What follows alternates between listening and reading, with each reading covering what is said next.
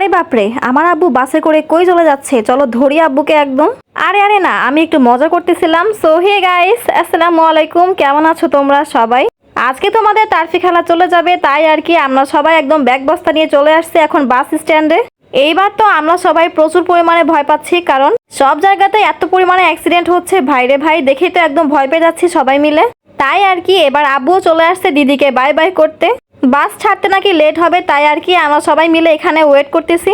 আসলে দাঁড়িয়ে দাঁড়িয়ে আমরা আমাদের বিল্লু নিয়ে কথা বলতেছিলাম। তখন আমাদের বিল্লু অনেক পরিমাণে অসুস্থ ছিল। এইটাই আব্বুকে বলতেছিলাম যে আব্বু কি খাওয়ানো যায় ওকে। অন্যদিকে এই গাড়িটা ঘোরানো দেখে তো আমি একদম 10 পা দূরে চলে গেছি, মানে দেখে ভয় লাগতেছে যদি আমার উপর দিয়ে ল্যান্ড করে তখন কি হবে। তারপর ফাইনালি এরই মধ্যে তোমাদের তারফি খেলার বাস চলে গেল, ওকে বাই বাই করে দিলাম। তারপরে আমরা আসার সময় আমাদের বাড়িওয়ালা আন্টিদের জন্য বড় একটা 7 আপ নিয়ে নিছি, কারণ আমরা যখন বাসায় ছিলাম না, দাদু বাড়িতে গেছিলাম, তখন আন্টিরা আমাদের বিল্লুর অনেক খেয়াল রাখছিল। আমাদের বিল্লুর একদম খাবার সময় মতো দিয়েছিল, এজন্যই আর কি আম্মুটা দিচ্ছে আন্টিদেরকে। আজকে দুপুরে আমাদের দাওয়াত ছিল, তাই আর কি বাসায় এসে রেডি হয়ে আবারও বের হয়ে পড়ছি একদম। সত্যি কথা বলতে ওই দিন আমি অনেক বেশি হ্যাপি ছিলাম, কিন্তু আমরা জানতামই না ওই দিনে আমাদের বিল্লুটা এই দুনিয়া ছেড়ে চলে গেছে। এই ভিডিওটা অনেক আগের, তবে ছাড়তে একটু লেট হয়ে গেল, তার কারণ আমি মেন্টালি একেবারে ঠিক ছিলাম না। আমার বিড়ালকে হারিয়ে আমি মেন্টালি অনেক পরিমাণে ভেঙে পড়ছিলাম, এজন্যই আর কি এই ভিডিওগুলো আমি এডিট করতেই পারিনি।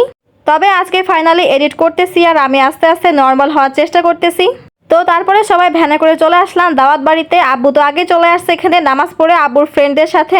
দাওয়াত বাড়ির চারপাশটা কিন্তু খুবই সুন্দর, আমি একদম দেখতেছি। আর বাইরে কিন্তু প্রচুর পরিমাণে গরম, বাপরে বাপ। এদিকে আমার আব্বা দেখো একদম ক্লোজ আপের অ্যাড দিচ্ছে 32 পার্টি বের করে।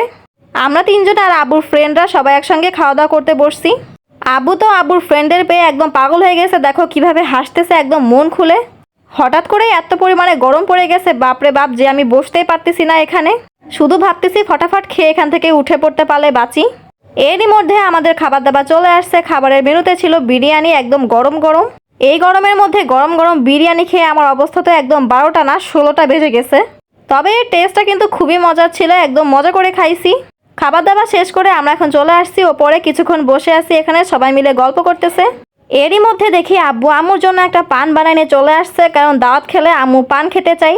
তাই আর কি আব্বু একদম নিজের হাতে পান বানায় আছে আম্মুর জন্য, যদিও আমি খাই না, আম্মু খাবে। সবাই মিলে গল্প করতেছে, আমি একটু এদিকে ঘোরাঘুরি করতেছি। ওই যে কথায় আছে না, যত হাসি তত কান্না, আসলে ওই দিন ওইটাই প্রমাণ হয়েছিল। যতটা না আমি খুশি ছিলাম বাসায় গিয়ে, ততটাই কান্না করতে হয়েছিল আমাকে। যাই হোক, বাড়ি এসে আমরা এখন খাচ্ছি 7 আপ আর মোজো। খাওয়া দাওয়া শেষ করে চলে আসছি বাসায়। আমার বিড়ালের এই খবরটা জানার পর থেকে তোমরা সবাই অনেক বেশি সাপোর্ট করছো আমাকে। সবাই বলতেছো যে আপু মন খারাপ করো না, অনেকেই তো তাদের বিড়ালের ছবি দিয়েছো আমাকে। যাই হোক, সবাইকে থ্যাংক ইউ সো মাচ। যাই হোক, আজকের মতো এটুকুই ছিল। সবাই ভালো থাকো, সুস্থ থাকো, সবাইকে আল্লাহ হাফেজ।